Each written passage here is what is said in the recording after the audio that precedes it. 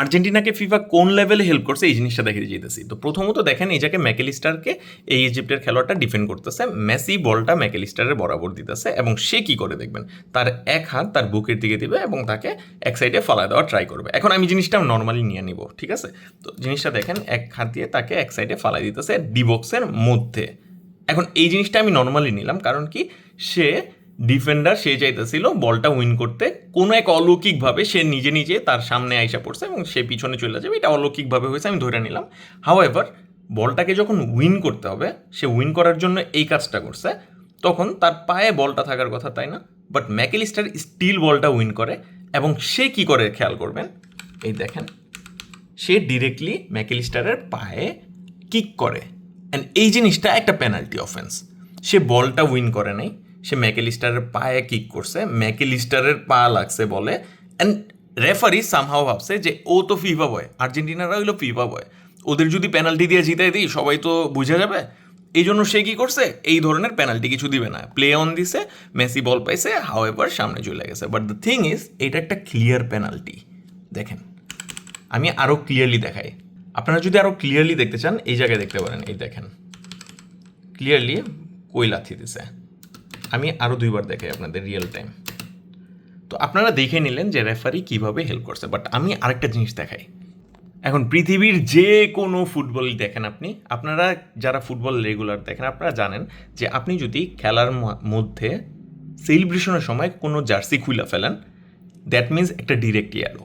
এখন কোশ্চেন আসতে পারে এটা তো ফাউল হয়েছিল আগে, এই জন্য এই ওপেন প্লের মধ্যে ফাউল হয়েছিল, যেহেতু গোল ডিসঅ্যালাউড, এটা তো ইয়েলো কার্ড হওয়ার কথা না। না, ফুটবলের রুলস অনুযায়ী আপনি আইএফবি এর রুলস 12টাই নেন, যদি আপনার গোলও হয় গোল নাও হয় হোয়াট এভার ইট ইজ, আপনি যদি জার্সি খুলে সেলিব্রেশন করেন আপনি একটা ইয়েলো কার্ড খাবেন।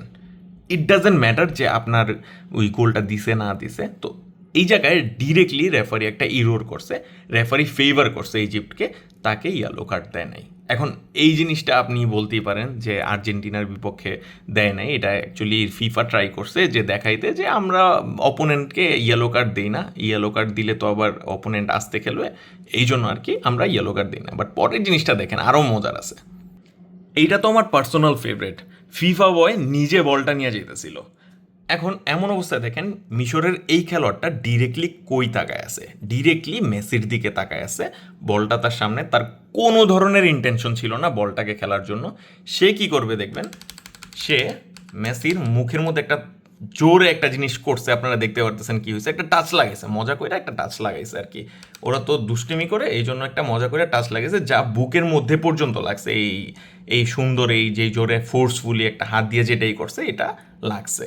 এখন এই জিনিসটা কতটা সিভিয়ার আমি পরেরটুকু দেখাই। এইটা একটা ক্লোজ লুক, আপনারা দেখেন কোন লেভেলে কত জোরে সে কি করছে, অ্যান্ড তারপরও তাকে কোনো ধরনের কার্ড দেওয়া হয়নি।